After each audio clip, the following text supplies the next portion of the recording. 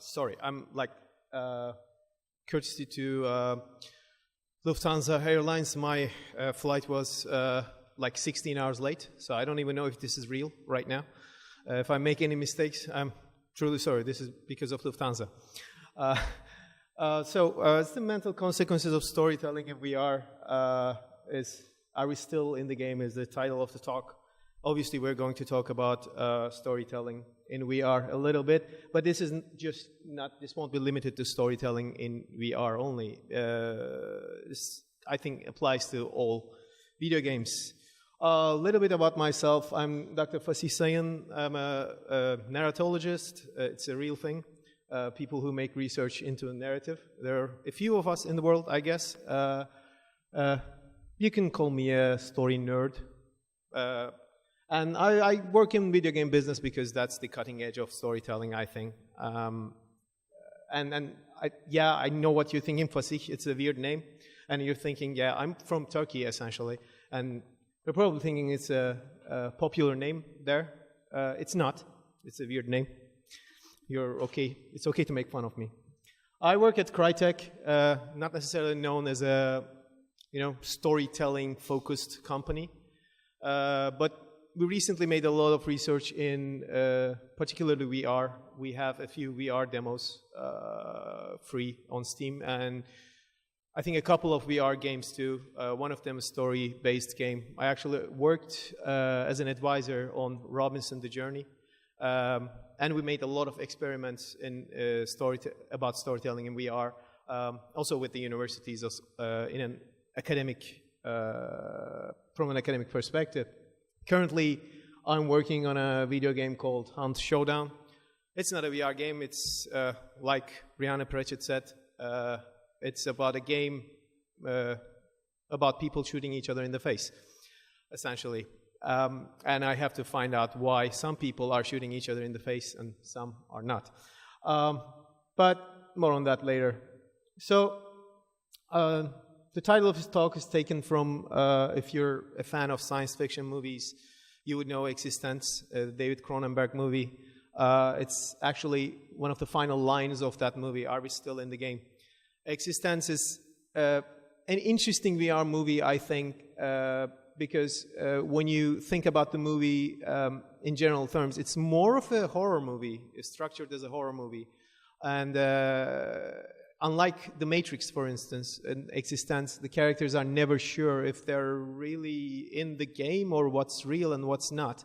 And there are a few consequences of storytelling in VR and the immersion VR causes. And we found out in our research that there's one really dangerous one, a pitfall almost, when you're trying to tell a story. And that's what I'd like to call, are we still in the game problem? First of all, some important questions on storytelling generally in video games, because you might be thinking, even if all of these talks are about narrative, you might be thinking, is narrative that important? I think it is, obviously, because I do it. But we have to ask, what is a good story?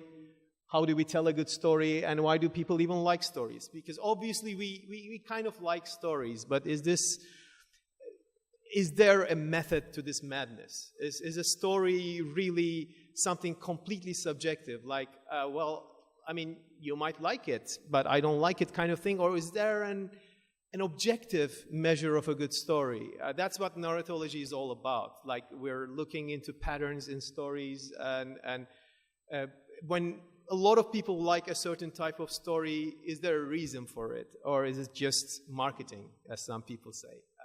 Spoilers, most often it's not.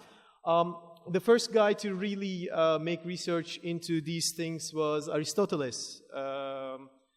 In his famous work Poetica, he wrote about the mechanics of storytelling. He was the first known Western philosopher to think of the story as not just a form of entertainment, but a construct, essentially, to achieve something.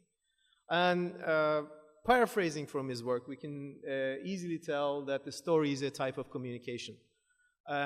So therein lies the first lesson in storytelling in any medium. If you don't have anything to say, don't even start. You have to have something to say. When I say that, like, that is what the story is. You have to have something to say to someone. That someone doesn't understand you, too far away, and the story is basically the construct between you. When I'm talking about the thing you have to say, most of you are probably right now thinking something profound about the life, the universe, and everything.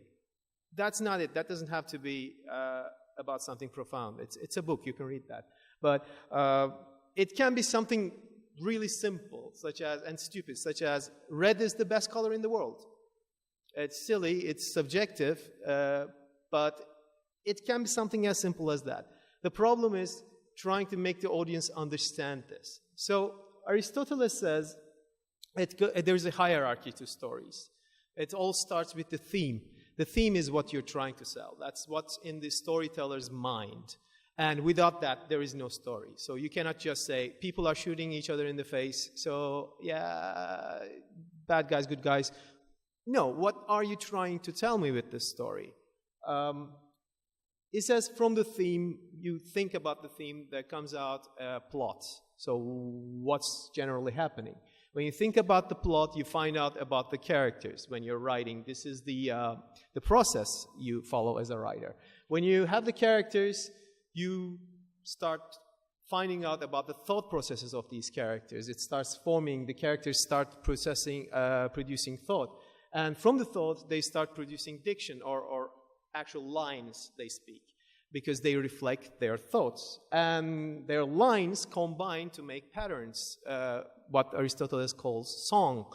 And from the song, at the end, you produce a spectacle, which is, in our case, the video game, or in theater, the actual play. And the audience watches the spectacle and finds out about the point, because as the writer is moving down this path, the audience is trying to move up this path to reach the theme.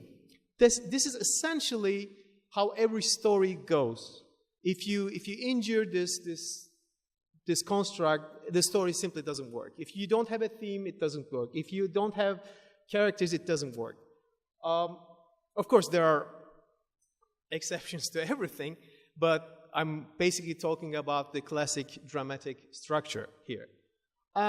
So where does VR fit in here? VR is not really a new idea. It was always there. If you look into sci-fi literature, VR was always there. Actually, VR, as we know today, was proposed by Stanislav Lem.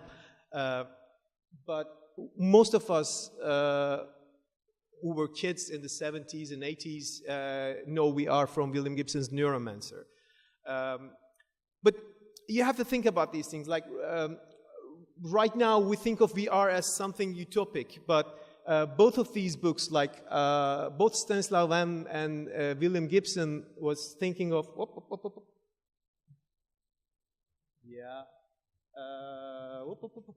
They were thinking of VR as some kind of nightmare scenario. Stanislav Lem didn't like the idea of your reality being dictated by some outer agent. If you read Neuromancer really carefully, it almost has the pattern of a Lovecraftian horror story. It's just an alien entity, an alien AI playing with the reality perception of the characters, and it's like you never know what's real and what's not, and in the end it's about two completely alien beings. The cinema had the same things. Thank you for the applause. You know, all of these movies, they follow the same pattern. So VR is not a new idea. Of course, it's a really juicy idea for storytellers. Like, you know, we always think that immersion is, escapism is at the center of the story. You want to be transferred to some other world and to live everything through the eyes of the protagonist, because this is essentially what the story is all about, you think. And it also has a healing effect. Like this is what Aristotle calls catharsis, a strong discharge of emotions at the end of the story, which can only be achieved by identifying yourself with the main character and living through everything as if you are the main character. What better way to do this than actually being the main character in VR? One of the really most important works about VR is Janet Murray's Hamlet on a Holodeck, in which she describes a virtual experience has 3 really important hallmarks. Immersion is one, which is pretty self-explanatory. And where VR is the strongest, making you believe you are not here, but you are somewhere else. That is what VR is designed on. The second thing is transformation. It's like the feeling of the user's decision actually doing something. Like it's a matter of actions and consequences. If I feel like the things I do cause nothing in this interactive experience, no matter how immersive it is, the illusion will falter. Like, this is not me doing something, is what you will feel. And then there is the transformation. Transformation is the experience being different each and every time.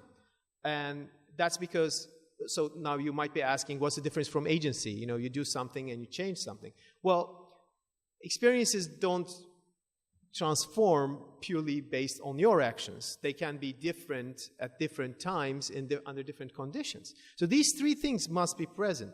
The problem with VR right now is, and the problem with research about VR right now is, it's focusing purely on immersion. And at the expense of transformation and agency, which admittedly has not a lot to do with VR, except for the haptic feedback and control systems. And we are focusing on immersion because it's the easiest thing. But focusing on immersion at the expense of these things actually injures the story. And we released, the first VR game we released was called The Climb. It had absolutely no story. It's about climbing. That's why it's called The Climb. And these are some of the reaction we got from it. Like, so this is all about feeling triumphant, your breath, being terrified and everything, being there, feeling this. Most of the VR games, Climb was also a first-person game. This is one of the problems with VR storytelling. You do not have control over the camera because the camera is the player. That really makes an ancient storytelling and theater problem emerge, which is called as the fourth wall. So we video game developers really think first person is really the best point of view for storytelling. It actually isn't. You cannot see your character, so you cannot identify yourself with the character. You don't know what the character is thinking. And your brain is telling yourself constantly that you are not that character. And this is really important. The reason why the fourth wall exists, in theater you will see in most theater plays, the actors will not build eye contact with you. They will not look into you. That's because it's unsettling. You, as an audience, are there to watch the proceedings. You are identifying yourself with the main characters or some of the other characters, ideally with the main character, but you don't want to be too involved with everything. You just want to go along with the ride, even if you feel like you are that character. And in video games, this is more apparent than any other medium, because you will notice in video games, you start saying stuff like, I did this. Like in this example, we spoke about games like Tomb Raider. When you're talking about Tomb Raider, you don't say, Lara climbed this hill, or then I made Lara climb this hill. You just say, I climbed this hill. But you're not Lara. And your brain knows that. That is okay. And if that's what you're going for, breaking the fourth wall can be really useful. I'm going to give you an example from cinema. This is a William Castle movie. You probably don't know it. It's an obscure movie, The Tingler. It's an incredibly crappy horror movie when you watch it today because it's a gimmick movie. At the time, movies were not completely developed. Every single movie had its own gimmick. So it's a horror movie about alien space worms entering people's spines. And the movie tells you when this worm moves in your spine, you feel a chilling sensation, shivering.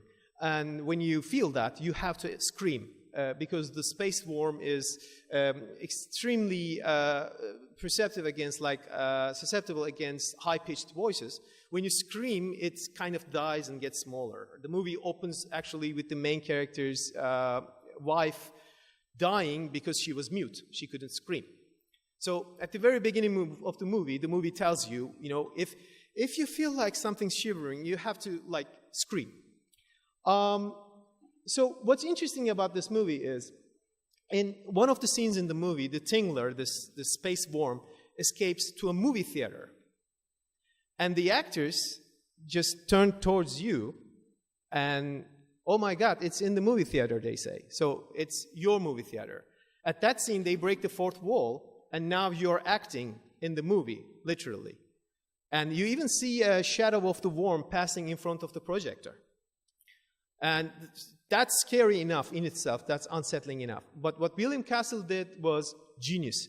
He, during World War II, American airplanes had vibration devices on their wings. And, yeah. Anyway. It's okay.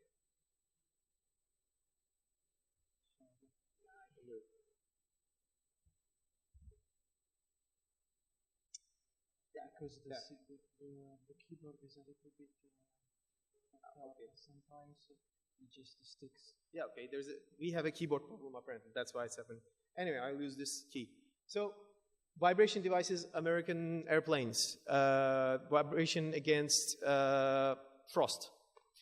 After World War II, the American Air Force didn't have any use for these devices. So what William Castle did was, instead of investing a lot of money in the special effects of the movie, he just went out and bought all of these vibration devices, implanted these vibration devices into random seats in movie theaters. And in that scene, he was just pressing a button, and random seats in the movie theaters would just vibrate. And there are reports of people screaming, like even needing medical attention. Because the scene is so immersive, like they're looking at you and saying space worms are attacking you, and then space worms are actually attacking you, because why else would you vibrate suddenly? It's like movie theaters don't vibrate. This is a good example. And after this, Hollywood thought first-person movies. That's a good idea. So let's make one of those. This is probably the highest budget first-person movie ever made. Lady in the Lake, starring and directed by Robert Montgomery, is a detective story shot entirely from first-person perspective. You never see the main character. I mean, there are two scenes in which you see the main character, but you see the main character on the mirror. So they thought this would be the most immersive and the best detective story ever made, because it's you. In the end, it didn't work out, because the movie is like a 90s Laserdisc game. Everyone's looking at the audience and talking. You half expect, dialogue choices appearing underneath the movie. It's like that, and they expect an answer. So it works in Tingler because it's unsettling and it's only one scene. It doesn't work here because it's unsettling, and this movie is not trying to, scare you. And it's also the entire movie. You know, you can get used to it, but not really. So what's similar? I don't know if there are animators among you. If you have animators or CGI artists around you, you have probably heard about this concept called the Uncanny Valley. It's a concept about animation, and this is exactly like it. It's called the Uncanny Valley of the mind. That's a tentative name narratologists are calling this, because we are not there yet, but we will get there. So for the uninitiated, what is the Uncanny Valley? It's an animation term. When an animation is lifelike, you can see the more lifelike the animation and the CGI is, the more we like it, because the more we think it's like a human. But there's a certain threshold. When we pass that threshold, we instantly start disliking it. The reason is, the animation is so real that we cannot consciously say what's wrong with it. It looks real.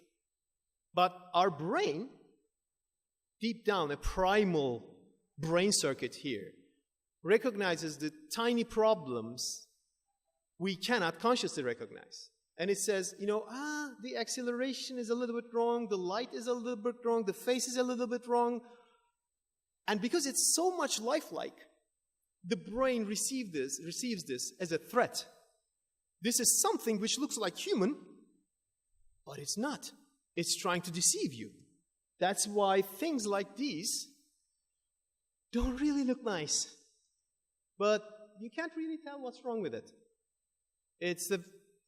This is actually a robot. So the effect of VR when total immersion is achieved is a little bit like this. And we've seen the effects of this in cinema. The two movies released right after another in animation, Final Fantasy Spirits Within and Shrek. Final Fantasy Spirits Within was very realistically animated, with insane camera angles not possible in real cinema.